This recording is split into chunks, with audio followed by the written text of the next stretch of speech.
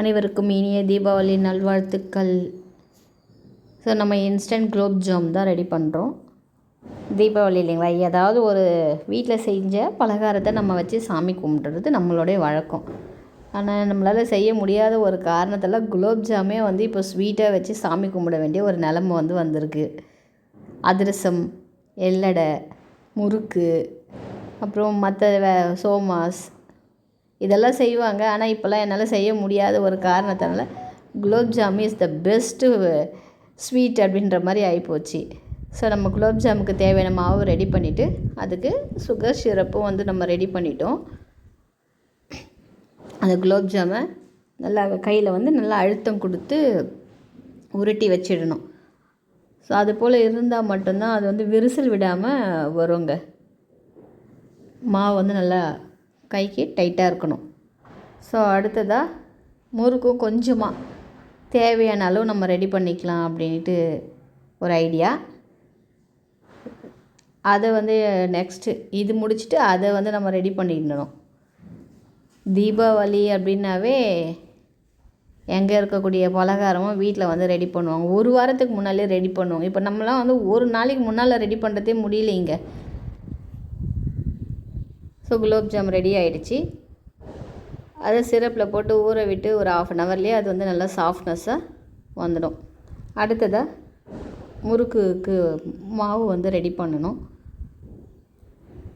முறுக்குக்கு கொஞ்சமாக தேவையானது மட்டும் எடுத்துக்கிட்டு தேவைப்படும் போது மீதம் இருக்கக்கூடிய மாவை நம்ம செஞ்சுக்கலான்னு அதையும் விட்டுட்டேன்.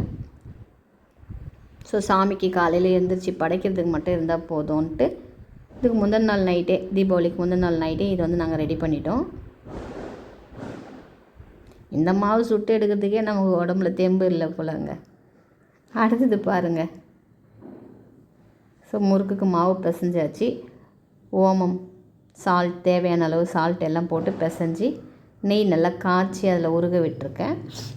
ஸோ குழலில் போடும்பொழுது சாஃப்ட்னஸாக வந்தால் மட்டும் நமக்கு போதும். முறுக்கு டேஸ்டடாக இருக்கும். ஸோ முறுக்கும் கொஞ்சமாக தேவையானதை ரெடி பண்ணியாச்சு.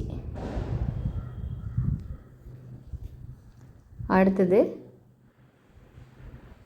எல்லாத்தையும் பேக் பண்ணிவிட்டு நைட்டு படுத்துட்டேங்க. ஸோ அடுத்ததாக காலைல எழுந்திரிச்சி ஒரு சின்ன கோலத்தை போட்டுட்டு இருந்த கலர் மாவில் ஸோ டிஃபனுக்கு நம்ம ரெடி பண்ண வேணும். டிஃபனுக்கும் மாவு நாம் ரெடி ஆகிடுச்சு.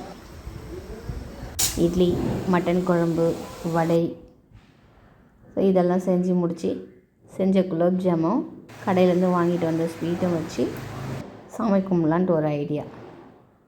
ஸோ குழம்பும் ரெடி ஆகிடுச்சு. மட்டன் எங்கள் வீட்டில் கொஞ்சம் பேருன்றதால ஒன்லி 1 kg மட்டும்தான்.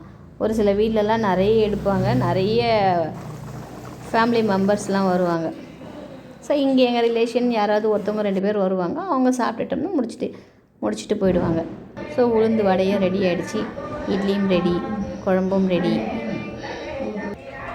அடுத்தது வடை, குலோப் ஜாம், அடுத்தது முறுக்கு, ஸோ எல்லாம் சேர்ந்த ஸ்வீட்டு. அடுத்து எப்போயுமே சாமிக்கு இந்த பக்கம் வச்சு தான் நாங்கள் சாமி